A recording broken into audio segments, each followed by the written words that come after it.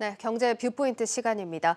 앞서 보셨다시피 오미크론이 출현하고 또 확진자도 다시 급증하자 정부가 다시 방역 고삐를 죄고 있습니다.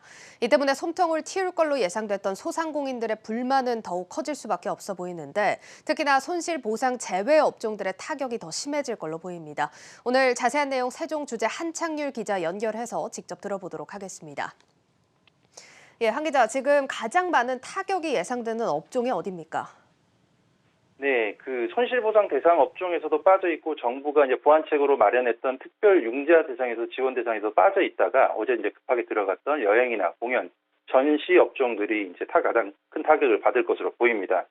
정부 특별 융자 대상으로 손실보상 제외업체 등을 지정을 했는데 그 제한 대상을 보면 인원과 시설 운영 제한 그리고 이제 매출이 감소한 업체로 이제 한정을 했는데 여행 공연 업종 같은 경우는 집합 금지나 영업 시간 제한 대상도 아니고 인원과 시설 운영 제한을 받은 업종도 아니기 때문에 손실보상 대상에서도 빠지고 특별융자 대상에서도 제외됐는데 업계가 반발하자 어제 뒤늦게 이제 특별융자 대상으로 이제 포함을 시킨 겁니다.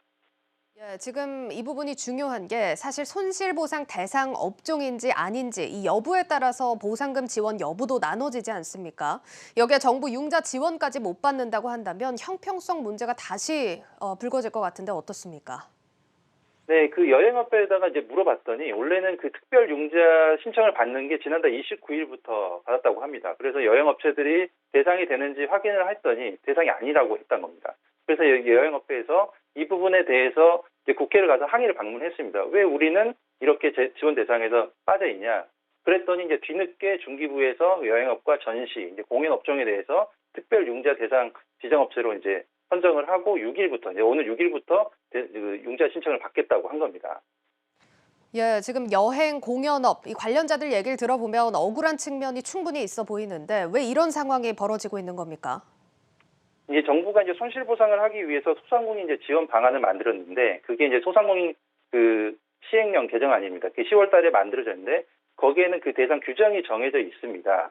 이제 정부가 방역 조치를 통해 가지고 영업 금지를 하거나 아니면 집합 금지를 했을 경우에 그 경영상의 손실을 보게 되면 그거를 보상을 해준다 이렇게 돼 있습니다. 그런데 비대상 업종들 같은 경우는 거기에 제한이 안 되는 거죠.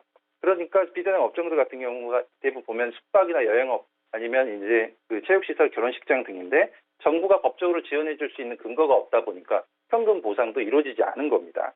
이런 문제 때문에 이제 손실보상 그 비대상 업종에 대해서 정부가 얘기했던 게 특별융자를 통해서 지원을 해주겠다고 했는데 여기서도 또 누구는 들어가고 누구는 빠지면서 계속해서 잡음이 만들어지고 있는 겁니다.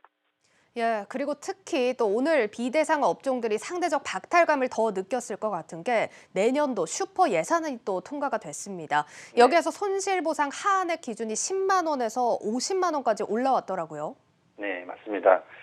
그 앞으로도 계속해서 정부가 방역 대책에 이제 고삐를 쥐게 된다면 손실보상 이제 대상 업체들 같은 경우는 그래도 그나마 현금 지원으로 50만 원을 받을 수가 있는데 비대상 업종들 같은 경우는 아예 이마저도 이제 못 받치게 된다는 겁니다.